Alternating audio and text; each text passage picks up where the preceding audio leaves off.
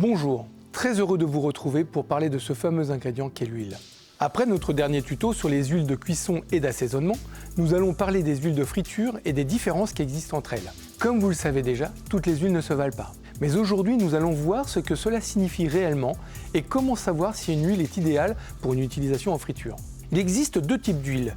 Les huiles monograines, comme les huiles de tournesol ou de colza, et les huiles de mélange, comme en propose la marque Amphora, qui elles sont composées de différentes huiles en proportions variées. Pour un restaurateur, il est très important de proposer à ses convives des fritures croustillantes, bien colorées, savoureuses tout au long de la durée de vie de son huile, quel que soit le produit frit proposé. Les huiles de mélange vont permettre, grâce aux propriétés de chacune des huiles les composant, d'avoir une qualité de friture idéale. Les frites, les nuggets ou autres tempura de légumes seront ainsi toujours réussis. Aussi, comme vous l'aurez compris, il est préférable de travailler avec des huiles spécialement développées pour la friture, du type Amphora Elite qui, bain après bain, permettront d'offrir aux convives une qualité stable et optimale. Les huiles monograines sont souvent moins chères à l'achat, mais pour autant, sont-elles vraiment plus rentables que les huiles de mélange? En effet, quand on parle d'huile de friture, il convient de bien distinguer le prix d'achat du prix de revient, ou autrement dit, le prix réel après utilisation. Prenons un exemple.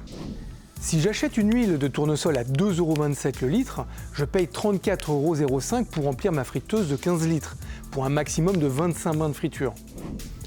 Avec une huile de mélange Amphora Performance à 3,87 € le litre, je paye 58,05 € les 15 litres, mais je peux faire jusqu'à 70 bains. Et c'est là un des principaux intérêts de ce type d'huile. Grâce à leur recette spécialement développée pour la friture, je pourrai réaliser beaucoup plus de sessions qu'avec une huile monograine. Résultat, un prix de revient de 82 centimes d'euros par bain, contre 1,36 € avec l'huile de tournesol, soit une économie de 40%.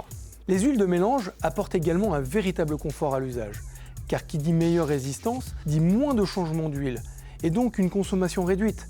Parfait pour une démarche RSE. Également, les huiles de mélange de type Amphora Elite et Amphora Performance encrassent moins les friteuses que l'huile de tournesol, permettant aux chefs de se consacrer à ce qu'ils font de mieux, régaler leurs convives.